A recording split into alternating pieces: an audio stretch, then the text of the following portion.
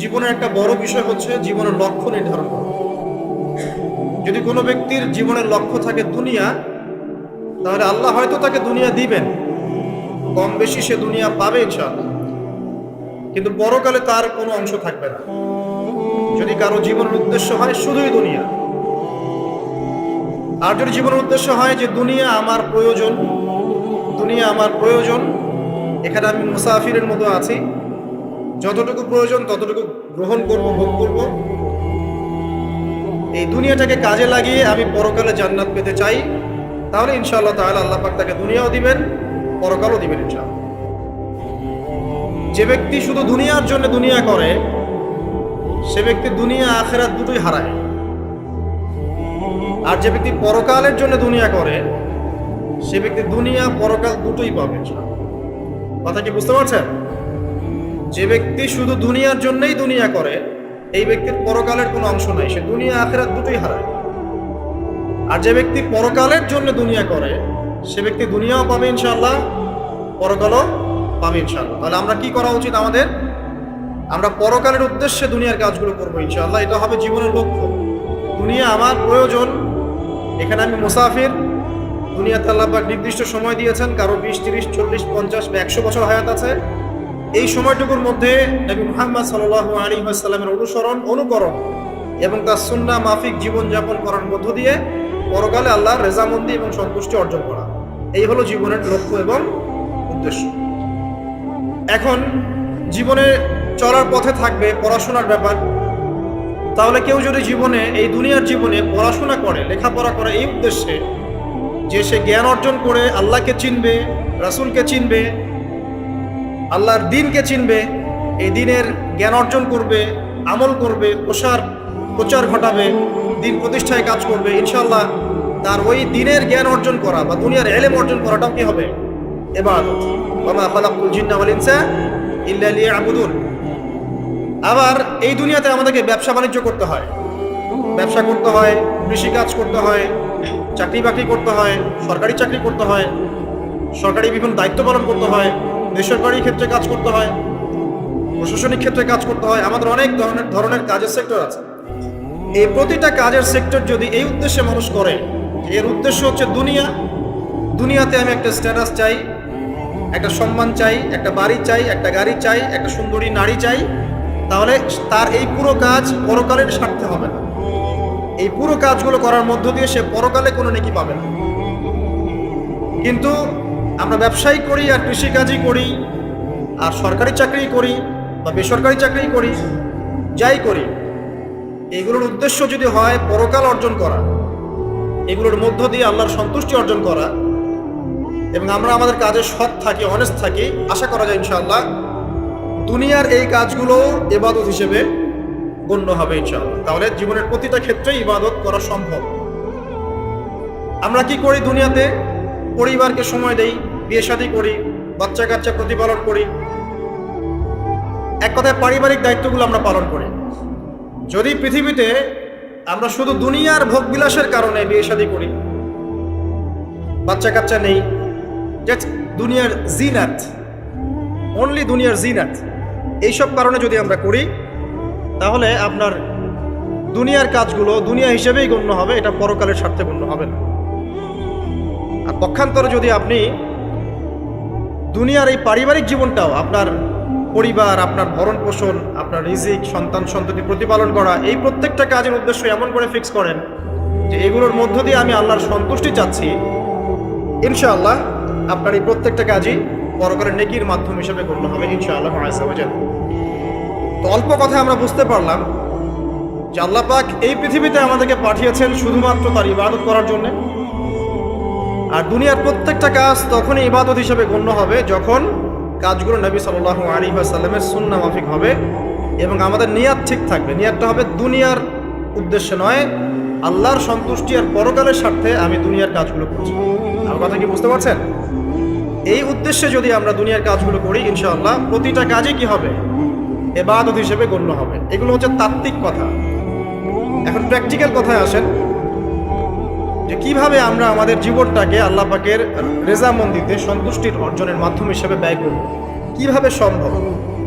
আমরা তো তাত্ত্বিক অনেক কথাই বলছি যে করতে হবে করতে হবে, কিভাবে করব, প্র্যাকটিক্যালি কিভাবে করব। একটা বিষয় আমাদের জানা উচিত যে জুমার দিনে এই যে খুতবা চলছে, এই খুতবা চলাকালীন সময়ে আল্লাহ পাক দোয়া কবুল করেন। তাই মনের মধ্যে দোয়া করতে থাকবেন, মনে মনে দোয়া করতে থাকবেন। ইনশাআল্লাহ যদি আপনার রিজিক হালাল হয়, আকীদায় শিরক না থাকে, আমলে বেদাত না থাকে, ইনশাআল্লাহ আপনার দোয়া এখন কবুল হয়ে যাবে ইনশাআল্লাহ। অতএব সময়টাকে কাজে লাগান। তো প্র্যাকটিক্যালি কিভাবে কাজগুলো করবো, এটা হচ্ছে আমার খুতবার মূল জায়গা আজকের। এখনকার তরুণ প্রজন্ম হোক সে যুবক বা যুবতী, আমাদের পরবর্তী জেনারেশন এবং আমরা যারা এখন পরিবার গঠন করেছি, তাদের প্রত্যেকের জন্যই এই অংশটুকু খুব গুরুত্বপূর্ণ, বিশেষ করে তরুণ প্রজন্মের জন্য। কারণ এই বিষয়গুলো বলা যতটা সহজ, করা এতটা সহজ নয়। তবে তরুণরা চাইলে সম্ভব ইনশাআল্লাহ তাআলা। আল্লাহ পাক তৌফিক দান করুন, আমিন। আসুন আয়াতটা আগে মাথায় নেই। আল্লাহ পাক কি বলেছেন সূরা জারিয়াত 56 নম্বর আয়াতে, ওয়ামা খালাকতুল জিন্না ওয়াল ইনসা ইল্লা লিয়াবুদুন, আমি জিন এবং মানব জাতিকে শুধুমাত্র এবং শুধুমাত্র আমার ইবাদত করার জন্যই সৃষ্টি করেছি, ব্যাস। আর আপনাকে আমাকে কেন পাঠিয়েছেন আল্লাহ পাক দুনিয়ায়? শুধুমাত্র তার ইবাদত করার জন্য। আর দুনিয়ার প্রতিটা কাজই ইবাদত হিসেবে গণ্য হবে যদি আমি কাজগুলোকে কার পদ্ধতিতে করি? নবী মুহাম্মদ সাল্লাল্লাহু আলাইহি ওয়াসাল্লামের দেখানো সুন্নাত এবং পদ্ধতিতে করি। কিন্তু করব কিভাবে, এটা হচ্ছে প্র্যাকটিক্যাল কথা। কিভাবে একজন প্রোডাক্টিভ মুসলিম হবে, এটা হচ্ছে কথা। শুরুটা করতে হবে এখান থেকে। শুরুটা করতে হবে এখান থেকে যে আজকে থেকে নিয়াত করতে হবে যে আগামী যতদিন আল্লাহ পাক, যত বছর, যত যুগ আমাকে পৃথিবীতে বাঁচিয়ে রাখবেন, তার প্রত্যেকটা দিন আমি এই সুন্নাহর উপর আমল করার চেষ্টা করবো ইনশাআল্লাহ। যদি পারি না পারি সেটা পরের ব্যাপার, আগে নিয়াত থাকবে আমি আমার জীবনের শেষ দিন পর্যন্ত এভাবেই এই পদ্ধতিতে আমল করে যাওয়ার চেষ্টা করব ইনশাআল্লাহ তাআলা। শুরুটা করতে হবে এখান থেকে যে আজকে এশার নামাজ যখন হয়ে যাবে, এশার নামাজ এখানে হয় হয়তোবা 9টায় বা 9:15, প্রত্যেকটা মসজিদে এভাবেই হচ্ছে। 9টায় হোক আর 9:15তেই হোক, আমরা এশার নামাজ জামাতে পড়ার চেষ্টা করবো ইনশাআল্লাহ তাআলা। জামাতে নামাজ পড়ার পরে বাসায় গিয়ে খাওয়া দাওয়া করেই ঘুমিয়ে পড়তে হবে। আজকে থেকে আমাদের ট্রেনিং শুরু, কিভাবে আমি আমার জীবনের পুরো বিষয়টাকে ইবাদত হিসেবে কাটাবো, এটা ট্রেনিং শুরু হবে এখান থেকে, এশার নামাজের পর থেকে। এই জায়গায় যদি আমরা ভুল করি, বা এই বিষয়টা শক্ত করে আঁকড়ে ধরতে ব্যর্থ হই, তাহলে বাকি সব কাজগুলো ভেস্তে যাবে। এটা ভালো করে মাথায় নেন। প্রথম কাজ কি? এশার নামাজের পরে কি করবেন? ঘুমিয়ে যাবেন। এখন এশার নামাজের পরে যদি খাবার খান, তারপরে কিছুক্ষণ পড়াশোনা করে হাঁটাহাঁটি করে ঘুমাবেন, কারণ খাবার খাওয়ার সাথে সাথেই বিছানায় যাওয়া উচিত নয়। আর যদি এশার নামাজের আগেই রাতের খাবার খেতে পারেন, তাহলে সবচেয়ে বেশি ভালো। এইটাই সুন্নাহসম্মত, এশার নামাজের আগেই রাতের খাবার খেয়ে ফেলা, মাগরিব থেকে এশার মধ্যেই রাতের খাবার খেয়ে ফেলা, তারপরে মসজিদে এসে নামাজ পড়ে বাসায় গিয়ে ঘুমানো, এটা সবচেয়ে বেস্ট। এখন ঘুমানোর আগে কি করবেন? ঘুমানোর আগে আপনি প্রথমত পড়বেন আয়াতুল কুরসি। আয়াতুল কুরসি কোনটা? আল্লাহু লা ইলাহা ইল্লা হুয়াল হাইয়ুল কাইয়্যুম লা তা'খুযুহু সিনাতুন ওয়া লা নাওম, এখান থেকে লাহু মা ফিস সামাওয়াতি ওয়া মা ফিল আরদি মান যাল্লাযী ইয়াশফা'ু ইনদাহু ইল্লা বিইذনিহি ইয়া'লামু মা বাইনা আইদিহিম ওয়া মা খালফাহুম ওয়া লা ইউহিতুনা বিশাইইন মিন ইলমিহি ইল্লা বিমা শা'a ওয়াসি'a কুরসিয়ুহু সামাওয়াতি ওয়াল আরদ ওয়া লা ইয়াউদুহু হিফযুহুমা ওয়া হুয়াল আলিয়্যুল আযীম। সূরা বাকারার আয়াত নাম্বার 255। সূরা বাকারার আয়াত নাম্বার 255 হচ্ছে আয়াতুল কুরসি। ঘুমানোর আগে আয়াতুল কুরসি পড়বেন বিছানায় গিয়ে। তারপরে সূরা বাকারার শেষের 3টা আয়াত পড়বেন। সূরা বাকারার শেষের 3টা আয়াত, লিল্লাহি মা ফিস সামাওয়াতি ওয়া মা ফিল আরদ, এখান থেকে শুরু করে ফানসুরনা আলাল কওমিল কাফিরিন পর্যন্ত এই শেষের 3টা আয়াত অবশ্যই পড়বেন। ঘুমানোর আগে যে ব্যক্তি আয়াতুল কুরসি পড়বে, আল্লাহর পক্ষ থেকে একজন ফেরেশতা তার কাছে থাকবে সারা রাত। এই ফেরেশতা ওই ব্যক্তিকে পাহারা দিবে ইনশাআল্লাহ। কোনো বিপদ আপদ তাকে স্পর্শ করবে না ইনশাআল্লাহ। রাতের বেলা অনেক বিপদ হতে পারে, চুরি হতে পারে, ডাকাতি হতে পারে, তারপরে আপনার দুষ্ট জিন শয়তান উৎপাত করতে পারে, এছাড়া আপনার জাদুবিদ্যার কাজ হয় রাত্রেবেলা, মানুষ এগুলো করতে পারে, কুফরি কালাম করতে পারে, ক্ষতিকর প্রাণী আপনাকে কামড় দিতে পারে, অনেক কিছু হতে পারে। আপনি তো ঘুমের মধ্যে আছেন, আপনি জানেন না কি হচ্ছে। অতএব আয়াতুল কুরসি পড়বেন, ইনশাআল্লাহ আল্লাহ পাক আপনাকে হেফাজত করবেন ইনশাআল্লাহ। আর সূরা বাকারার শেষের 3টা আয়াত কেন পড়বেন? কারণ নবী সাল্লাল্লাহু আলাইহি ওয়াসাল্লাম বলেছেন, রাতের বেলা সূরা বাকারার 3টা আয়াত যে ব্যক্তি পড়বে, সারা রাত যদি আপনি নফল নামাজ পড়তেন যে নেকি হতো, এই 3 আয়াত পড়ার মাধ্যমে সেই নেকি হয়ে যাবে ইনশাআল্লাহ। ঠিক আছে? সারা রাত ধরে নফল নামাজ পড়া কি কষ্টকর না? এটা সবচেয়ে সহজ হচ্ছে আপনার সূরা বাকারার শেষের 3টা আয়াত পড়বেন, ঘুমিয়ে যাবেন ইনশাআল্লাহ। সারা রাতের নেকি আপনার আমলনামায় লেখা হবে। এগুলো শুধু বললেই হবে না আর শুনলেই হবে না, আমল করতে হবে কবে থেকে? ইনশাআল্লাহ আজকে থেকে। আল্লাহ পাক সবাইকে আমল করার তৌফিক দান করুন, আমিন। এরপর কি করবেন? এরপর 3 কুল পড়বেন। কয় কুল? 3 কুল। কোনটাকে 3 কুল বলে? বিসমিল্লাহির রহমানির রহিম, কুল হুয়াল্লাহু আহাদ, এটা একটা। কুল আউযু বিরাব্বিল ফালাক, এটা একটা। কুল আউযু বিরাব্বিন নাস, এটা একটা। এই 3টা সূরা কার মুখস্থ নাই? এমন কেউ কি আছে যে এই 3টা সূরা মুখস্থ নাই? আছে? যদি থাকে তার গলায় দড়ি দেওয়া উচিত। যদি এমন কেউ থেকে থাকে মুসলিম সমাজে যার এই 3 কুল মুখস্থ নাই, তার গলায় দড়ি দেওয়া উচিত লজ্জায়। আত্মহত্যা করতে উৎসাহিত করছি না। ও যে পরীক্ষার রেজাল্ট খারাপ হলে আত্মহত্যা করে না, দেখেন না? তারও আগে তো তোমার লকডাউন উচিত ছিল এই জন্য যে তুমি 3 কুলই পড়তে পারো না। মুসলিম সমাজে বড় হয়ে মুসলিম পরিবারে জন্মগ্রহণ করে 3 কুল যে পড়তে পারে না, তার কি দরকার আছে বেঁচে থাকার? কি কোন মুখ নিয়ে আল্লাহর সামনে দাঁড়াবেন? কোন মুখ নিয়ে নবী সাল্লাল্লাহু আলাইহি ওয়াসাল্লামের সামনে যাবে? ইয়া রাসূলুল্লাহ, আপনার উপরে পুরো 30 পারা কোরআন নাযিল হয়েছিল, আমি 3 কুলি মুখস্থ করতে পারি নাই, আমার জন্য সুপারিশ করেন। এই কথা কোন মুখ নিয়ে বলতে যাবে? তবে কোরআন একটা কিতাব, আলহামদুলিল্লাহ। একজন হিরোইন খোরও দেখবেন সূরা ফাতিহা পড়তে পারে, তাই না? একজন হিরোইন খোরকেও দেখবেন সূরা ফাতিহা বলতে পারে। কোরআনের মুজিজা, সবার মনের মধ্যে আল্লাহ পাক কোরআন ঢুকিয়ে দিবেন। তবে চেষ্টা থাকতে হবে না? চেষ্টা করতে হবে। বাচ্চাদেরকে শেখান, বাচ্চাদেরকে লাড়ে লাপ্পা না শিখিয়ে বাচ্চাদেরকে ভালো কিছু শেখান। নাহলে এইসব সন্তানরা, এইসব যুবক যুবতীরা বড় হয়ে যে ফিল্ম স্টারদের পিছনে দৌড়াবে, পর্ন স্টারদের পিছনে দৌড়াবে। বিদেশ থেকে কোনো মেয়ে যদি বাংলাদেশে আসে নাচতে, এদেরকে দেখতে টিকিট কাটতে যাবে 12,000 15,000 টাকা দিয়ে। সুসন্তান মানুষ করে যান। কুলাঙ্গার প্রজন্ম জন্ম দিয়ে কি দরকার? ইচ্ছে বাচ্চা নেওয়ারই দরকার নেই। বাচ্চা কাচ্চা এভাবেই মানুষ করবেন, তাহলে নেয়ারই দরকার নাই ভাই। বন্ধা থাকেন, বিয়েই করার দরকার নেই। বাচ্চা তো মানুষ করতে পারছেন না। আল্লাহ পাক আমাদেরকে বোঝার তৌফিক দান। 3 কুল পড়ে ঘুমাবেন। 3 কুলের মধ্যে একটা সূরা ইখলাস, একটা সূরা ফালাক, একটা সূরা নাস। কি হবে এটা পড়লে? নবী সাল্লাল্লাহু আলাইহি ওয়াসাল্লাম বলছেন, দৃশ্য বা অদৃশ্য, মানে যা দেখা যায়, যা দেখা যায় না, এই দৃশ্য অদৃশ্যের জগতের কোনো ক্ষতি তাকে স্পর্শ করবে না। প্রোটেকশন, আল্লাহর পক্ষ থেকে প্রোটেকশন। আর এটা যখন রাতে পড়বেন তখন এভাবে পড়বেন। একবার সূরা ইখলাস, কুল হুয়াল্লাহু আহাদ, তারপর সূরা ফালাক, কুল আউযু বিরাব্বিল ফালাক, তারপর সূরা নাস, কুল আউযু বিরাব্বিন নাস করে 2 হাত একত্রিত করে ফু দিবেন।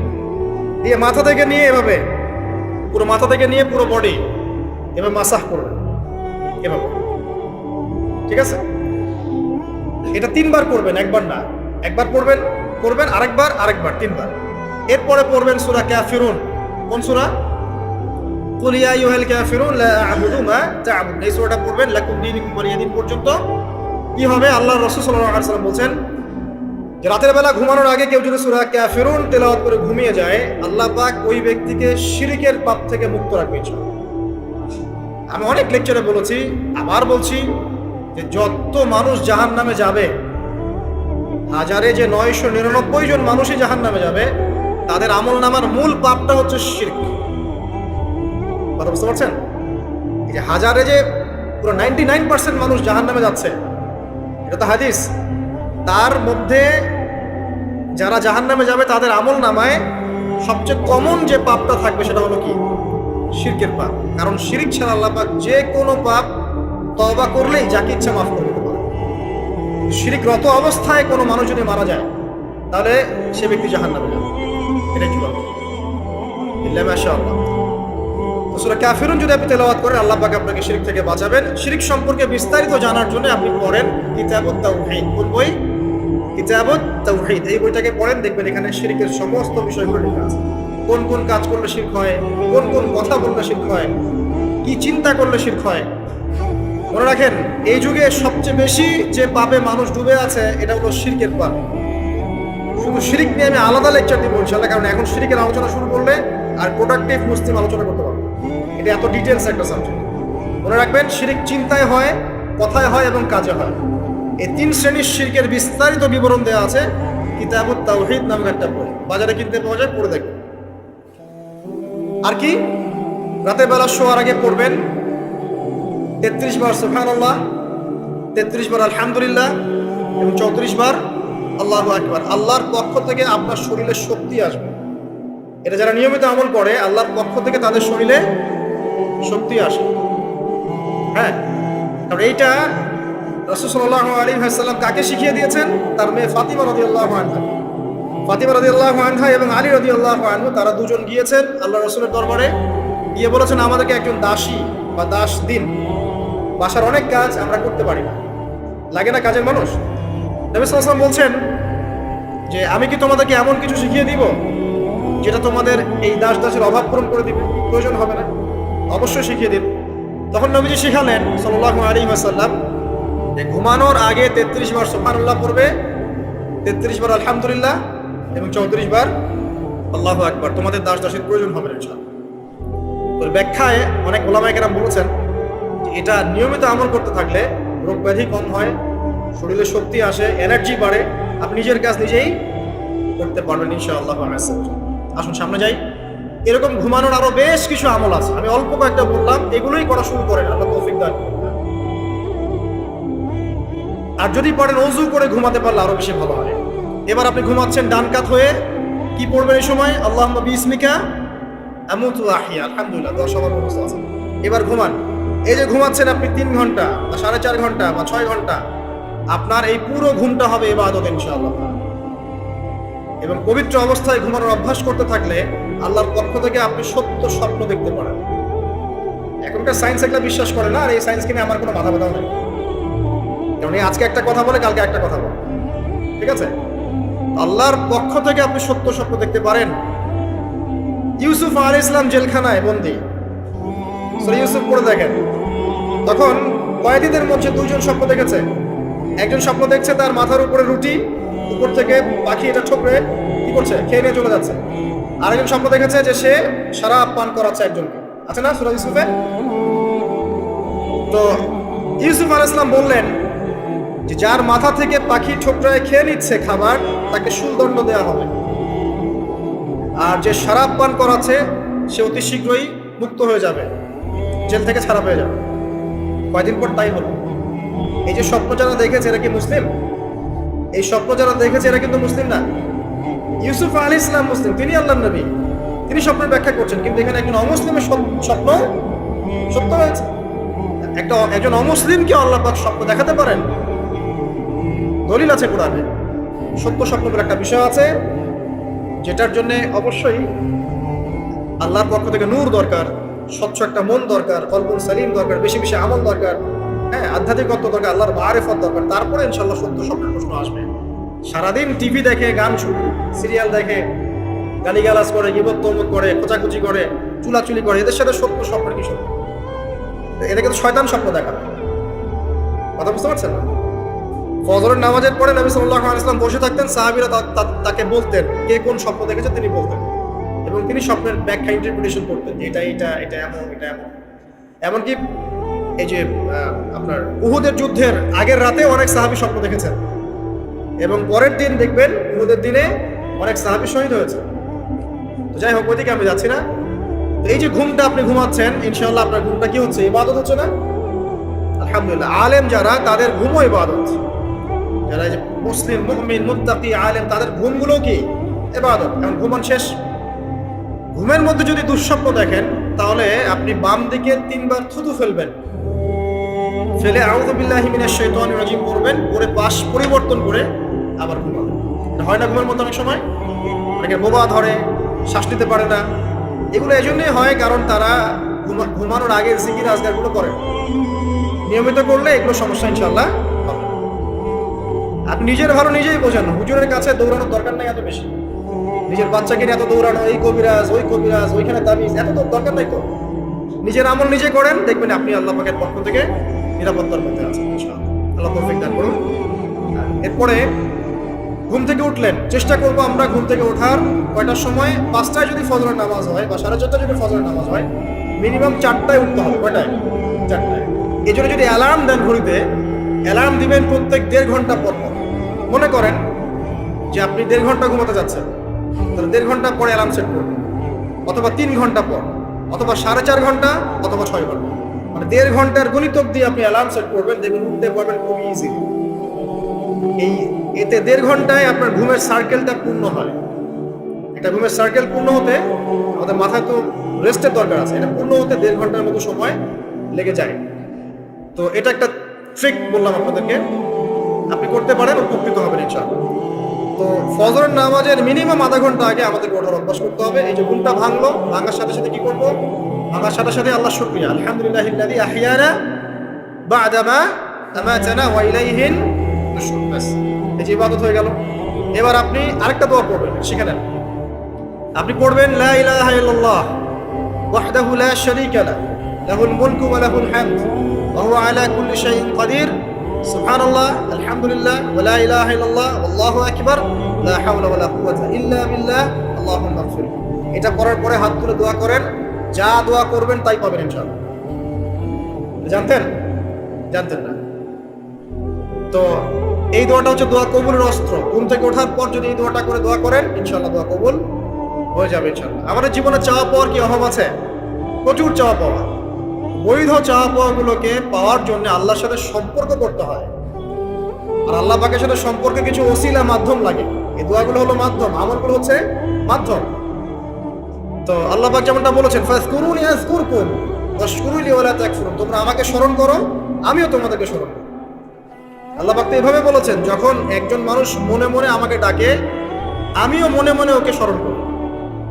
মনে করেন আপনি মনে মনে আল্লাহকে বলছেন, আল্লাহ আমি অসুস্থ, আমাকে শেফা দাও, বা আমার রিজিকের টেনশন আছে, আমার রিজিকের টেনশন দূর করে দাও, আল্লাহ আমাকে হেফাজত করো, আল্লাহ আমাকে দিনের জ্ঞান দাও, তোমার আনুগত্য করার তৌফিক দাও। যে মনে মনে আপনি আল্লাহকে ডাকছেন, নিঃসন্দেহে ওই মুহূর্তে আল্লাহ পাক আপনাকে স্মরণ করছেন।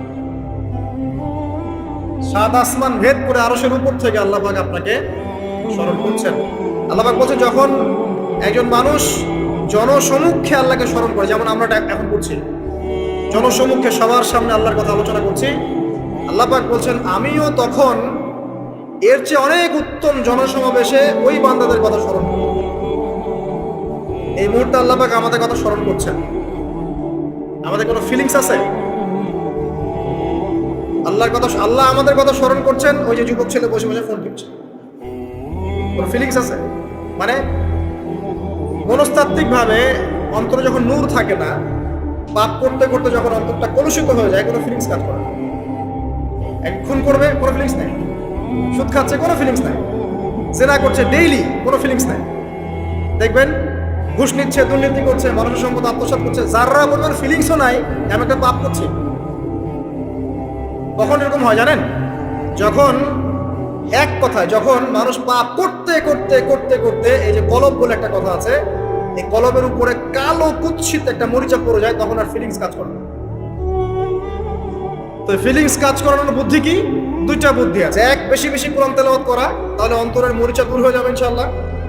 আর 2 হচ্ছে বেশি বেশি মৃত্যুর কথা স্মরণ করা, তাহলে মনের মধ্যে যে কালিমাগুলো আছে আস্তে আস্তে দূর হবে ইনশাআল্লাহ। যে টেবিলের তল দিয়ে ঘুষ নিচ্ছে, ও স্মরণ করে মৌতের কথা। যে মেয়েটা বোরখা পরে যে ডেটিং করে বেড়াচ্ছে, জেনা করে বেড়াচ্ছে, ও কি মৃত্যুর কথা স্মরণ করে? যে ছেলেটা এখনকার যুব সমাজের বেশিরভাগই মাদকের সাথে সম্পৃক্ত, গার্লফ্রেন্ড বয়ফ্রেন্ড অ্যাফেয়ার্সে আছে, হ্যাঁ, টিকটক প্রজন্ম, আড্ডাবাজি করে সময় কাটায়, গুন্ডামি করে, মাস্তানি করে, এর মৌতের কোনো ফিকির আছে? একজনকে বড় দায়িত্ব দেওয়া হয়েছে, সবার সম্পদ লুটপাট করে খাচ্ছে, এর মৌতের ফিকির আছে নাকি? এর মধ্যে ফেরাউনি চেতনা এসেছে, আনা রব্বুকুমুল আলা, আমি মহান রব, আমি তোমাদের মহান রব। ওদের মধ্যে ওই চেতনা কাজ করছে যে সূরা মুমিনুনে যেটা বলা আছে, যে আমরা এখানেই জন্ম নেই, এখানেই মারা যায়, আমরা পুনরুত্থিত হব। ইন হিয়া ইল্লা হায়াতুনা দুনিয়া নামুতু ওয়া নাহইয়া ওয়া মা নাহনু বিমাবউসিন। আমরা এই দুনিয়াতেই বাঁচি, দুনিয়াতেই মরি, আমাদের কোনো পুনরুত্থানের কিছু নাই। এদের চেতনা এমন, কে ফিকির করে মত? অথচ আপনি দেখছেন যে প্রতিনিয়তই প্রতিনিয়তই কোনো কারণ ছাড়াই মানুষ নাই, কোনো কারণ লাগে না। এখন তো কারণ ব্যাখ্যা করতে আমরা পছন্দ করি, এই কারণে ওইটা হয়েছে, ওই কারণে এটা হয়েছে। এটাকে বলে কার্যকারণ তত্ত্ব। দর্শনের ভাষায় কি বলে? কার্যকারণ তত্ত্ব। এটা আমরা ফিলোসফি পড়লে বুঝবেন। প্রত্যেকটা কাজের পিছনে একটা কারণ থাকে, আমরা কারণটা সার্চ করি বেশি। এখন কারণ ছাড়াই মানুষ ডেড। এই যে যাচ্ছে, উপরে একটা সুন্দর করে বড় একটা পাথর ঝুলছে, সব পাস হয়ে যাচ্ছে ওখান থেকে। মানে রাস্তায় কাজ চলছে, উপরে আবার এটা ঝুলছেও, আর মানুষ আবার অন্যিস দিয়ে যাতায়াত করছে। যারা রাখছে ওদের ইন্টেলেকচুয়াল অবস্থা চিন্তা করেন, আর যারা আমরা তল দিয়ে যাচ্ছি তারও অবস্থা চিন্তা করেন। বুদ্ধিভিত্তিকভাবে আমরা কোন জায়গায় চিন্তা করি? মানে মানুষ বিজি রোড দিয়ে যাচ্ছে, ওখানেই কাজ হচ্ছে, আবার যেখানে কাজ হচ্ছে দেখছি সেখানে আমরাও আবার তল দিয়ে যাচ্ছি। সবাই পাস হয়ে গেল, যাদের তাকদিরে লেখা ছিল মন একদম মুহূর্তের মধ্যে শেষ। কি কারণ ব্যাখ্যা করবেন? কোনো সায়েন্স দিয়ে ব্যাখ্যা করতে পারবেন? পারবেন না।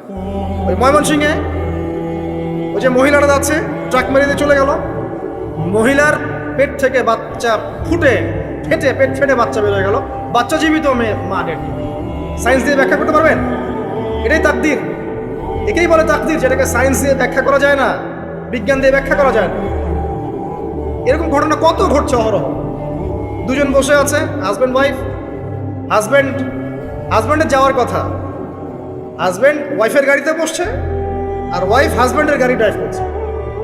আর এই হাজব্যান্ডের দুশ্মন যে ছিল, সে টার্গেট করেছিল যে ওই লোকটাকে গুলি করে মারবে রাস্তায়। যেহেতু ওয়াইফ হাজব্যান্ডের গাড়ি ড্রাইভ করছে, রাস্তায় ওয়াইফ ডেড, হাজব্যান্ড জীবিত। তাকদির। তো তাকদিরকে কি আপনি এই ভাগ্যটা কি আপনি সায়েন্স দিয়ে ব্যাখ্যা করতে পারবেন? সম্ভব? অহরহ এরকম মৌতের ঘটনা ঘটছে। তারপরেও দেখবেন যুবকদের এই বিলাসিতা, এই মানে আড্ডাবাজি, মেয়েদের পিছনে ঘোরা, এই যে মাদক সেবন করা, টিকটক করা, বুদ্ধি প্রতিবন্ধী প্রজন্মের মতো, এগুলো থামছে না। কোনো শিক্ষাই তারা নিতে যাচ্ছে। বয়স হয়ে গেছে, অনেক বয়স, দেখবেন ওই যে চায়ের দোকানে বসে ক্যারাম খেলছে। বুড়া মানুষ, তার হায়াতের কতদিন বাকি আছে আল্লাহ ভালো জানে। দেখবেন দিব্যি, কোনো টেনশনই নাই, ক্যারাম বোর্ড খেলছে, লুডু খেলছে। দেখেন আর যে আপনাদের গ্রামাঞ্চলে যে চায়ের স্টলগুলো আছে, দেখবেন ওই যে টিভি ছেড়ে রেখে দিবে, ঘন্টার পর ঘন্টা টিভি চলছে, মানুষ চা খাবে 1 কাপ আর টিভি দেখবে 5 ঘন্টা। ওর যে হায়াতের কোনো মূল্যই তার কাছে নেই। আল্লাহ পাক তাকে একটা সময় দিয়ে পাঠিয়েছেন, কোনো ফিলিংস নেই। অথচ মানুষ প্রতিদিন, দিনে রাতে, প্রত্যেক দিন মানুষ অহরহ মারা যাচ্ছে। যাদের ভিতরে মৌতের চিন্তা আছে তারা কিন্তু পাপ কম করলেও ফিরে আসে আল্লাহর দিকে, কারণ তাদের প্রতি মৌতের ফিকির আছে। আর যাদের মৃত্যুর কোনো চিন্তা নাই, তারা এই রাজনীতি বলেন, অর্থনীতি বলেন, সমাজনীতি বলেন, আর এই পরিবার আর ধর্ম বলেন, সমস্ত ক্ষেত্রে পাপ করে বেড়াবে, কোনো ফিকির। আল্লাহ পাক আমাদেরকে মৌতের ফিকির করার তৌফিক দান করুন, এবং পরকালের জীবনটাকে আসল জেনে দুনিয়ার কাজগুলো করার তৌফিক আল্লাহ পাক দান করুন। আসেন, তো এবার আপনি শুকরিয়া আদায় করছেন, আলহামদুলিল্লাহিল্লাযী আহইয়ানা বা'দা মা আমাতানা ওয়া ইলাইহিন নুশুর। আধা ঘন্টা আগে ঘুম থেকে উঠেছেন, এখন কি করবেন? বাথরুমে যাচ্ছেন। এই বাথরুম করাটা কি দুনিয়াবি কাজ না? এই কাজটা ইবাদত হবে যদি আমি ঢোকার সময় বাম পা দিয়ে ঢুকি আর বলি, কি বলি? আল্লাহুম্মা ইন্নী আউযু বিকা মিনাল খুবসি ওয়াল খাবাইস। এখন বাথরুম করতে আপনার 10 মিনিট লাগুক, আর 15 মিনিট লাগুক, আর 5 মিনিট লাগুক, এই পুরো সময়টা নেকি পাবেন। সুবহানাল্লাহ। আর কি চাই? বের হব, এখন বের হওয়ার সময় কি বলবো? গুফরানাকা, নেকি পাচ্ছেন। একটা দোয়া আছে, আলহামদুলিল্লাহিল্লাযী আযহাবা আনিল আযান ওয়া আফানি। এবার আপনি ওযু করবেন। ওযুটা ধীর স্থিরভাবে করবেন, তাড়াহুড়া করবেন না। ওযুর প্রত্যেকটা অঙ্গ প্রত্যঙ্গ 3 বার করে ধোয়ার চেষ্টা করবেন। শুধু মাথা মাসে হবে কয়বার? 1। ওযু করার পরে আপনি হাত তুলে আল্লাহর কাছে দোয়া করবেন। ওই সময়টা কখন? রাত 4টা থেকে 4:30 বাজে, তাই না? তার মানে আল্লাহ রাব্বুল আলামিন এখন প্রথম আসমানে আছেন। কিভাবে আল্লাহ পাক আছেন সেটা আল্লাহর উপর ছেড়ে দেন, আমাদের এটা নিয়ে ব্যাখ্যা করার দরকার নাই, চিন্তাও করার দরকার। আল্লাহ পাক বলেছেন আমি নেমে আসি, বাস নেমে আসি। এত বেশি বুদ্ধিজীবী হওয়ার দরকার নেই। খুব বেশি বুদ্ধিজীবী হয়ে গেলে আবার মানুষ খেয়ে হারিয়ে ফেলে। অত দরকার নেই, শুনেছি মেনেছি, ব্যাস যথেষ্ট। আল্লাহ পাক নেমে আসেন, কি বলেন? আল্লাহ বলেন যে কেউ কি আছো আমার কাছে কিছু চাইবে, আমি দিব। কেউ কি আছো যে আমাকে ডাকবে, আমি তোমার ডাকে সাড়া দেবো। কেউ কি আছো আমার কাছে কোনো কিছু দোয়া করবে, হ্যাঁ হাজত আছে, আমি পূরণ করে দেবো। এভাবে আল্লাহ পাক ফজর পর্যন্ত বলতেই থাকেন। বলেন তো আমাদের কোনো ফিকির আছে? আমরা সবাই ঘুমাই কয়টায়? হয় একটায়, না দুইটায়, না তিনটায়, ম্যাক্সিমাম এখনকার। আমি যে বিষয়টা নিয়ে কথা বলছি এটা খুবই কঠিন।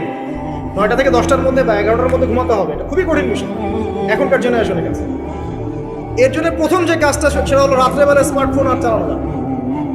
এশার নামাজ শেষ, ফোন একদম ডয়ারে লক করে রাখবেন, কিচ্ছু করার নাই। এটা না করতে পারলে আপনি ঘুমাতে পারবেনই না। এবং এরপর দিনে আসছি, তখন বলছি দিনে কিছু কাজ আছে, দিনের কাজগুলো যদি আমরা ঠিকঠাক মতো করি তাহলে রাতে তাড়াতাড়ি ঘুম আসবেই। যদি না করি তাহলে ঘুম আসবে। তো শেষ রাতে আল্লাহ পাক আসমানে নেমে আসেন, প্রথম আসমানে, এবং এই আহ্বান করতে থাকেন। তাই ওই সময় ওযু করার পরেই আপনি হাত তুলে আল্লাহর কাছে দোয়া করা শুরু করেন। আপনার যত চাওয়া পাওয়া আছে আল্লাহর কাছে ঢেলে দেন, ইনশাআল্লাহ আল্লাহ রাব্বুল আলামিন আপনাকে খালি হাতে ফেরাবেন। আল্লাহ পাক তো এমন করে বলেছেন যে কেউ হাত তুলেছে আল্লাহর কাছে আর আল্লাহ পাক সেটাকে খালি ফিরিয়ে দিবেন, এটাতে আল্লাহ লজ্জা বোধ হয়। কথা বুঝতে পারছেন? আমাদের যাদের অনেক সম্পদ আছে বা সামর্থ্য আছে এবং মন আছে বড়, তাদের কাছে যখন কেউ সাহায্য চায় আপনার খালি ফিরাইতে লজ্জা লাগে না? আপনার মনে হয় না যে চাইলো এত করে কিভাবে না করে ফিরাই? আছে না এমন মানুষ? আছে না? আসলে দান সৎকা করার জন্য সম্পদ লাগে না, দান সৎকা করার জন্য মন লাগে। কি লাগে? মন লাগে। দেখুন অনেক কোটি আল্লাহ আছে, মানুষ দান সৎকা করতে পারে না, জাকাতই তো দেয় না, দান সৎকা করবে কি? বাংলাদেশে যত কোটিপতিগুলো আছে সবার থেকে জাকাত নেওয়া শুরু করলে এদেশে কোনো দারিদ্রতা বলে কিছু থাকবে না, ইনশাআল্লাহ থাকবেই না, এটাই বাস্তব। কে উদ্ধার করবে সেই টাকা? ইমাম মাহাদি আসলে করবে ইনশাআল্লাহ, ঈসা ইবনে মারিয়াম আসলে করবে ইনশাআল্লাহ। তখন কে জাকাত না দিয়ে পার পায় তাই দেখা যাবে। একটা ব্যক্তি পাওয়া যাবে না জাকাত না দিয়ে পার পায়। অবশ্য তখন এমন একটা যুগ আসবে যে মানুষ জাকাতের টাকা নিয়ে ঘুরবে, কিন্তু নেওয়ার মতো মানুষ নেই, সবাই সচ্ছল। আল্লাহ পাক সেই সুদিন ফিরে আনুক, আমিন। যেটা বলছিলাম যে সৎকা করার জন্য মন লাগে, টাকা লাগে না। এখন আসেন, কেউ যদি আমাদের কাছে এভাবে চায় আমরা খালি ফিরাতে লজ্জা বোধ করি। আল্লাহ পাক বলছেন যে আমার কাছে যখন বান্দা কিছু চায় তার হাতটাকে আমি খালি ফিরাই দেবো, এটাতে আমি লজ্জা বোধ। দোয়া করলে কয়েকটা বিষয়ের একটা হবেই, হয় আপনি সাথে সাথে সেটা পাবেন, না হলে একটু দেরিতে পাবেন, না হলে আল্লাহ পাক সেটা জমা করে রাখবেন পরকালের জন্য। পরকালে যখন আপনি দাঁড়াবেন আল্লাহর সামনে, আল্লাহ বলবেন দুনিয়াতে তুমি এই বিষয়গুলো চেয়েছিলে, আমি দুনিয়াতে দেই নাই, পরকালে তোমার জন্য সঞ্চিত রেখেছি, এখন না। তখন মানুষ কি বলবো জানেন? আমরা বলবো যে আল্লাহ দুনিয়াতে কিছুই যদি না পাইতাম, আজকেই সব দিত তাহলেই হতো। তো বেশি বেশি দোয়া করার অভ্যাস তৈরি করেন, বেশি বেশি দোয়া করেন। দোয়াই ইবাদত, আর দোয়া হল ইবাদত, দোয়াই ইবাদত। দোয়া করতে থাকেন, ইনশাআল্লাহ দেখবেন আল্লাহর সাথে আপনার সম্পর্ক গাঢ় হবে। যার সাথে আল্লাহর সম্পর্ক যত বেশি গাঢ় হবে, ইনশাআল্লাহ সে তত বেশি পরকালের বাসিন্দা হবে, দুনিয়ার বাসিন্দা কম। আল্লাহ পাকে নূর এবং মারিফত সে অর্জন করতে পারবে ইনশাআল্লাহ তাআলা। এবারে আমরা কি করব? এবার মিনিমাম 2 রাকাত নামাজ পড়ার চেষ্টা করুন। রাতের সালাত 2 রাকাত করে আপনি 2, 4, 6, 8, 10, 12, 20 পড়তেই থাকতে পারেন, কোনো সমস্যা নেই। কিন্তু মিনিমাম 2 রাকাত নামাজ তাহাজ্জুদ আপনি পড়ার চেষ্টা করুন। পড়া যাবে না? আর নামাজটাকে তাড়াহুড়া করবেন না, কাইন্ডলি আল্লাহর ওয়াস্তে তাড়াহুড়া করুন। রিল্যাক্সে কেরাত করেন, কেরাত পড়েন, রুকুতে সময় দেন, সেজদায় সময় দেন, 2 সেজদার মাঝখানে সময় দেন, শেষ বৈঠকে দোয়াগুলো করেন, তারপর ধীর স্থিরভাবে সালাম ফিরান, হাত তুলে দোয়া করেন, সময় দেন। কারণ আমি কি বলছি, সূরা জারিয়াতে 56 নম্বর আয়াতে আল্লাহ পাক বলেছেন দুনিয়াতে পাঠিয়েছি শুধু আল্লাহর ইবাদত করো। তো যে কারণে এসেছি এটাতে এত তাড়া কিসের? অনেক মসজিদে নামাজ পড়লে মনে হয় ইমাম সাহেবকে বলি যে আপনার কি পেশাব পায়খানার চাপ নিয়ে নামাজ পড়ান? এমন অনেক মসজিদে নামাজ পড়েছি, মনে হয় ইমাম সাহেবকে ডেকে একটু কানে কানে বলি যে ভাই আপনার কি পেশাব পায়খানার চাপ আছে? মানে 4 রাকাত নামাজ 3 মিনিটের শেষ, 4 রাকাত নামাজ 4 মিনিটের শেষ, এত তাড়াহুড়ার কি আছে? হ্যাঁ, জামাতে নামাজ সংক্ষিপ্ত করতে হয়, তাই বলে কি এত সংক্ষিপ্ত নাকি রুকু করার টাইম পাওয়া যায় না, সেজদা করার টাইম পাওয়া যায় না? নামাজে ধীর স্থিরতা এবং খুশু খুজুটা খুব ইম্পর্টেন্ট। নামাজে কোথায় হাত বাঁধলেন এটা নিয়ে তর্ক না করে, নামাজের একাগ্রতা মনোযোগ কতটুকু আসছে এটা নিয়ে তর্ক করে। ভিতরের রুহটাই আসল, আধ্যাত্মিকতাটাই আসল। হ্যাঁ, একজন ভাই হাত বেঁধেছে মনে করেন এখানে, কেউ বেঁধেছে এখানে, এটা নিয়ে ঝগড়া করে। দেখেন নামাজে কতটুকু ফোকাস, মনোযোগ কতটুকু থাকছে, কতটুকু নামাজে আপনি দোয়া করতে শিখছেন, সেজদায় আল্লাহকে পাইতে শিখছেন। নামাজ পড়ে কি ফিল হচ্ছে যে আমি আল্লাহর সাথে কথা বলছি, আল্লাহ আমার কথা শুনছেন? আমরা তো মেকানিক্যাল নামাজ অভ্যস্ত এখন। মানে দুনিয়ার কাজের চাপ এত বেশি, জাস্ট মসজিদে যাবো, ঢুকবো, বেরো, চলে আসবো, না হাজিরা দিতে আসছি মনে হয়, সিগনেচার করবো, চলে যাবো, আপনার এমন এত তারা কিসের ভাই? ওমা খালাকতুল জিন্না ওয়াল ইনসা ইল্লা লিয়াবুদুন, শুধু ইবাদত করার জন্যই সৃষ্টি করেছে তোমাদেরকে। তো মসজিদে তো তাড়াহুড়া কেন? রিল্যাক্স থাকেন, মসজিদে রিল্যাক্সে নামাজ পড়েন, সময় নেন। ফজরের নামাজ পড়ার আগে আপনি বাসার থেকে 2 রাকাত সুন্নত পড়ে আসতে পারেন, এটা আরেকটা ভালো আমল। কারণ নবী সাল্লাল্লাহু আলাইহি ওয়াসাল্লাম সুন্নত নামাজগুলো কি করতেন? বাসায়। এতে বাসার মধ্যে বরকত হবে, শয়তান দূর হয়ে যাবে। এই যে তাহাজ্জুদ আপনি 2, 4, 8, 10 যত পারেন পড়েন, মিনিমাম 2 রাকাত পড়েন, ধীর স্থিরভাবে পড়েন। নামাজ শেষ করে আবার আল্লাহর কাছে দোয়া করেন, দেখবেন যে ইনশাআল্লাহ আপনার দোয়া কবুল। আর দোয়া যে কবুল হয় এটা আপনি নিজেই বুঝতে পারবেন, নিজেই বুঝবেন, কারো কাছে দেওয়া লাগে। এবার ফজরের সালাতের সময় হয়ে গেল, আজান হচ্ছে, আজানের জবাব দিব, দিয়ে বাস হেঁটে হেঁটে মসজিদ, প্রত্যেক পদক্ষেপ হেঁটে যাব আর দোয়া করব। কি দোয়া করব? যে আল্লাহ আমাকে নূর দান করুন। কি দান করুন? আল্লাহুম্মা ইজআল ফি কলবি নূরা ওয়া ফি লিসানি নূরা ওয়া ফি সামঈ নূরা ওয়া ফি বাসরি নূরা ওয়া আন ইয়ামিনি নূরা ওয়া আন শিমালি নূরা ওয়া মিন ফাওকি নূরা ওয়া মিন তাহতি নূরা আল্লাহুম্মা ইজআল ফি নাফসি নূরা। মানে এর অর্থ হচ্ছে আল্লাহ আপনি আমার ডানে বামে সামনে পিছনে শরীরে আত্মায় দেহে সবখানে আল্লাহ আপনার নূর দান করুন। নূর কেন? কারণ দুনিয়ার মধ্যে অনেক অন্ধকার, অন্ধকার না? সব জাহিলিয়াতে অন্ধকার। এখানে পথ চলতে হলে নূর লাগবে, আলো লাগবে। এটা কে দিবে? আল্লাহ দিবে। বড় অন্ধকার, ওখানে থাকতে হলে ভালোভাবে কি লাগবে? আলো লাগবে। হাসরের মাঠ অন্ধকার, ওখানে ভালোভাবে থাকতে হলে কি লাগবে? আলো লাগবে। এই জন্য নামাজে যাওয়ার সময়, অন্ধকার সময় এই দোয়াগুলো করতে হয়। আর তার আগে একটা কথা বলতে ভুলে গেছি, বাসা থেকে যে বের হচ্ছেন তখন কি করবেন? কি করবেন? বিসমিল্লাহি তাওয়াক্কালতু আলাল্লাহ ওয়ালা হাওলা ওয়ালা কুওয়াতা ইল্লা বিল্লাহ। এটা পড়ে বের হলে শয়তান দূরে চলে যাবে, ফেরেশতা আপনার কাছে চলে আসবে। এবার নামাজে আসলাম, জামাতের সাথে নামাজ পড়বেন, ফজরের নামাজ। এবং ফজরের সালাতের কেরাতটা লম্বা করার চেষ্টা করবেন, এটা সুন্নাত। ফজরের সালাতের কেরাত লম্বা করার সুন্নাত। এবং নামাজ শেষ হওয়ার সাথে সাথেই উঠে চলে যাবেন না। নামাজ শেষ, এবার আপনি ওখানে বসে থাকবেন, বসে বসে জিকির আজকারগুলো করবেন। কি কি জিকির করবেন আমি কয়েকটা আপনাদেরকে শিখিয়ে দিচ্ছি, বাকিগুলো আপনারা কিতাব থেকে শিখে নেবেন। সালাম ফেরানো শেষ, প্রথমে একবার আল্লাহু আকবার, তারপর 3 বার আস্তাগফিরুল্লাহ আস্তাগফিরুল্লাহ আস্তাগফিরুল্লাহ। এরপরে পড়বেন আল্লাহুম্মা আনতাস সালাম ওয়া মিনকাস সালাম তাবারাকতা ইয়া যাল জালালি ওয়াল ইকরাম পড়বেন। তারপর আল্লাহুম্মা আইন্নি আলা যিকরিক ওয়া শুকরিকা ওয়া হুসনি ইবাদাতিক। এরপরে পড়তে পারেন আয়াতুল কুরসি, যেটা একটু আগে বলেছি, তাসবিহাত সুবহানাল্লাহ আলহামদুলিল্লাহ আল্লাহু আকবার 33 33 33, পরে কালিমা শাহাদা, অথবা 10 10 10ও পড়ার দলিল আছে। এরপরে পড়বেন সুবহানাল্লাহি ওয়া বিহামদিহি আদাদা খালকিহি ওয়া রিদা নাফসিহি ওয়া জিনাতা আরশিহি ওয়া মিদাদা কালিমাতিহি 3 বার, এটা 3 বার। তারপর 3 কুল 3 বার করে, সূরা ইখলাস 3 বার, ফালাক 3 বার, নাস 3 বার, সূরা হাশরের শেষ 3 আয়াত একবার। এরপরে পড়বেন সাইয়্যিদুল ইস্তিগফার, মানে সমস্ত ইস্তিগফারের শ্রেষ্ঠ ইস্তিগফার। এটা কোনটা? কোনটা? আল্লাহুম্মা আনতা রাব্বি লা ইলাহা ইল্লা আনতা খালাকতানি আনা আবদুক ওয়া আনা আলা আহদিক ওয়া ওয়া'দিক মাসতাতা'তু আউযু বিকা মিন শাররি মা সানা'তু আবু'ু লাকা বিনি'মাতিকা আলাইয়া ওয়া আবু'ু বিযামবি ফাগফিরলি ফাইন্নাহু লা ইয়াগফিরু যুনুবা ইল্লা আনতা। এটা যে পড়বে, সকালে পড়ে যদি রাতের মধ্যে মারা যায় জান্নাত ইনশাআল্লাহ। আবার সন্ধ্যায় পড়ে যদি সকালের আগে মারা যায় জান্নাত ইনশাআল্লাহ। এত বড় অস্ত্র, এত বড় একটা সুযোগ।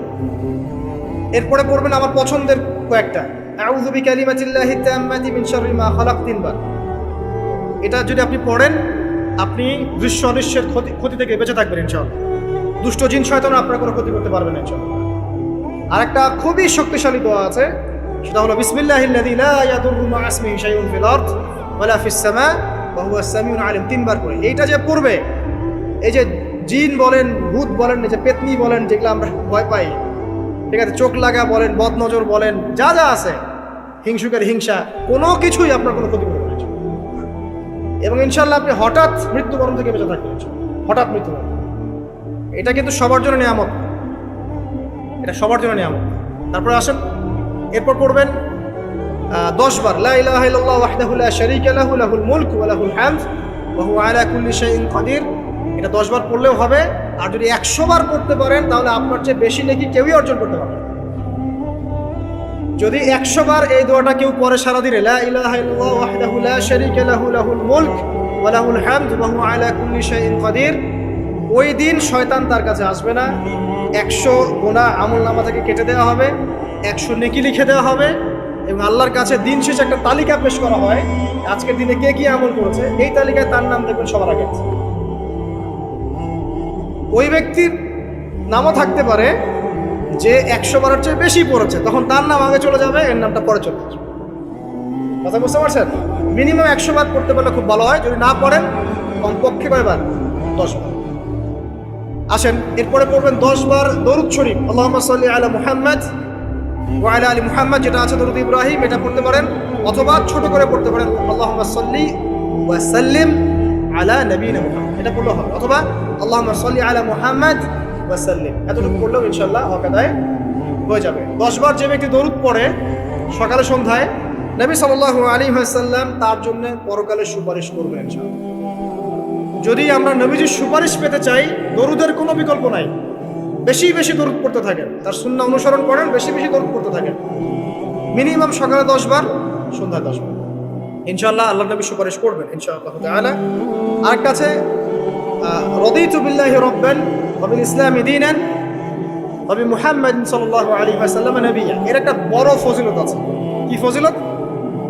যে ব্যক্তি এই দোয়াটা সকাল সন্ধ্যা 3 বার করে পড়ে, কিয়ামতের মাঠে আল্লাহ পাকের উপর হক হয়ে যাবে, ওয়াজিব হয়ে যাবে, আল্লাহ ওই ব্যক্তিকে সন্তুষ্ট করে দিবেন ইনশাআল্লাহ। সন্তুষ্ট করে দিবেন মানে কি? ইনশাআল্লাহ সে জান্নাতে যাবে। আরেকটা আছে, এটা বলে শেষ করি, হাসবি আল্লাহু লা ইলাহা ইল্লাহু আলাইহি তাওয়াক্কালতু ওয়া হুয়া রাব্বুল আরশিল আযীম, এটা পড়তে হবে 7 বার। কয়বার? 7 বার। তাহলে কি হবে? আপনার দুনিয়া আখিরাতের যে চাওয়া পাওয়াগুলো আছে, এর জন্য আল্লাহ পাকি আপনার জন্য যথেষ্ট হয়ে যাবে, কাউকে লাগবে। এগুলা ফরজ নামাজ, ফজরের নামাজ জামাতে পড়ার পরে বসে বসে এইগুলো করতে থাকবেন। যদি দোয়া আগে করা হয়, নামাজে মোনাজাত যেটা হচ্ছে আমাদের সমাজে, এটা যদি আগে করে ফেলা হয়, তাহলে দোয়ার পরে বসে থাকবেন, বসে বসে এগুলো করতে থাকবেন। যদি পারেন ইশরাকের নামাজটা পড়ে মসজিদ থেকে বের হতে হবে। ইশরাকের নামাজ মানে ফজরের সূর্য উঠে যাওয়ার পরে 2 রাকাত নফল করে যে ব্যক্তি যাবে বাসায়, মানে প্রথমে ফজরের নামাজ জামাতে পড়েছে, জিকির আজগার করেছে, ইশরাকের সময় হয়েছে, নামাজ পড়ে বের হলো, এই ব্যক্তির আমল নামায় একটা কবুল হজের নেকি দেওয়া হবে, একটা কবুল ওমরার নেকি দেওয়া হবে। এগুলো খুবই সহজে আমল করা যায়। এরপরে আপনি বাসায় ফিরে গিয়ে বা মসজিদেই কোরআন তেলাওয়াত করবেন। আমরা কোরআন তেলাওয়াত করব, কোরআন তেলাওয়াত করবেন 1 পারা, 1 পারা পারেন না অর্ধেক পারা, অর্ধেক পারা পারেন না 5 পৃষ্ঠা, 5 পৃষ্ঠা পারেন না কমপক্ষে 1 পৃষ্ঠা পারবেন না, 1 পৃষ্ঠা করে হলেও প্রতিদিন কোরআন তেলাওয়াত করতে হবে। পারবেন না ইনশাআল্লাহ? প্রত্যেক হরফে 10 নেকি পাবেন, কোরআন আপনার পক্ষে সুপারিশ করবে ইনশাআল্লাহ, এবং এই কোরআন আপনাকে ছায়া দিবে, সূরা বাকারা আলে ইমরানের মতো ছায়া দিবে কিয়ামতের মাঠে। এবং এটা নবী সাল্লাল্লাহু আলাইহি ওয়াসাল্লাম যেটা বলেছেন, আল কোরআন হুজ্জাতুল লাকা ওয়া আলাইক, তোমার পক্ষে সাক্ষী দিবে অথবা বিপক্ষে সাক্ষী দিবে। তো কোরআন তেলাওয়াত করবেন। এরপরে আমরা কি করি? আমরা হয়তো যে যার মতো চলে যাই, কেউ স্কুলে চলে যান, নাস্তা করেন। আচ্ছা, নাস্তার আগে একটা কথা বলি। সকালে নাস্তা করবেন এমনভাবে যে, এখনকার ডক্টররাও বলেন এই কথাটা, সকালবেলা একটু বেশি খেতে হয়, সকালবেলা একটু বেশি হেভি ফুড নিতে হয়, দুপুরে তার চেয়ে একটু কম, রাতে আরও কম। আর আমাদের তো উল্টা, কিন্তু সকালে অল্প একটু, দুপুরে একদম বিশাল, রাতের বেলা আরও বিশাল, নাকি? তো নিয়মটা হচ্ছে এই যে সকালে খেতে হয় বেশি, সারাদিন আপনাকে কাজ করতে হবে, সকালে আপনাকে বেশি হাইজেনিক ভালো ফুড খেতে হবে, দুপুরে তার চেয়ে একটু কম, আর রাতে তার চাইতে কম। এভাবে খেতে পারলে প্রফিটিক খাওয়া হবে ইনশাআল্লাহ। আর খাবার আমাদের সুন্নাহ মতো খাওয়ার দরকার নেই, নবী সাল্লাল্লাহু আলাইহি ওয়াসাল্লামের সুন্নাহ মতো খাই। আমাদের সুন্নাহটা কেমন? আমরা 7 পেট খাই। কয় পেট? 7 পেট। যদি পেটের মধ্যে কিছু জায়গা ফাঁকা থাকে, সেটাও কিছু মিষ্টি দিয়ে ধুয়ে সাবার করে ভর্তি করতে হবে। এটা চ্যালেঞ্জ, পেটটা ভর্তি করতে হবে। আর নবী সাল্লাল্লাহু আলাইহি ওয়াসাল্লাম খেতেন এভাবে যে পেটটাকে 3 ভাগ করতেন, 1 ভাগ খাবার খেতেন, 1 ভাগ তিনি পানীয় পান করতেন, আর 1 ভাগটা ফাঁকা রাখতেন। আপনি এভাবে খাওয়া শুরু করেন, দেখবেন আপনি ফিজিক্যালি ফিট ফিল করছেন এবং আপনি ক্লান্ত হচ্ছেন কম, অলসতা কম আসছে কাজে, আপনি এনথুজিয়াজম পাবেন ইনশাআল্লাহ। তো খাবারের ব্যাপারটা সতর্ক থাকে। আর এই যুগে খাবারের মধ্যে প্রচুর ভেজাল আছে, চেষ্টা করতে হবে ম্যানুফ্যাকচার্ড খাবারগুলো বাদ দিয়ে হোমমেড যে ফুডগুলো আছে, হোমমেড ফুড মানে বাসায় যেগুলো আমরা তৈরি করি, ফ্রেশ হাইজেনিক ফুডগুলো খাওয়ার চেষ্টা করতে হবে। স্পেশালি বাচ্চাদের ব্যাপারে সতর্ক থাকতে হবে। বাচ্চাদেরকে, তরুণদেরকে এমন কোনো খাবার খাওয়া যাবে না যে খাবারটা খেলে আপনি অসুস্থ হয়ে যান, আপনার স্ট্যামিনা কমে যায়, আপনি ফিজিক্যালি দুর্বল হয়ে পড়েন। এটা খুব খেয়াল রাখবেন। খাবার, এই যে আপনারা যে গ্রামাঞ্চলে থাকেন, আপনারা সৌভাগ্যবান একদিক থেকে যে আপনারা ফ্রেশ খাবার উৎপন্ন করে খেতে পারেন। শেষ জামানায় খাবারের মধ্যে খুব ভেজাল আসবে, এটা বিভিন্ন হাদিস দিয়ে মেলানো যায়, আমি ওদিকে যাচ্ছি না, কিন্তু কনক্লুশন বললাম, শেষ জামানায় খাবারে প্রচুর ভেজাল আসবে। তো এই ভেজালগুলো থেকে দূরে থাকতে হলে আমাদেরকে হাইজেনিক ফুডের দিকে ফোকাস করতে হবে, এবং প্রোডাক্ট খাবার উৎপন্ন করে খেতে পারলে খুব বেশি ভালো হয়, না পারলে রুট লেভেল থেকে খাবার নিয়ে আসতে হবে। আর অ্যাটলিস্ট ম্যানুফ্যাকচার যে খাবারগুলো বাজারে ঘোরাফেরা করে এগুলো অ্যাভয়েড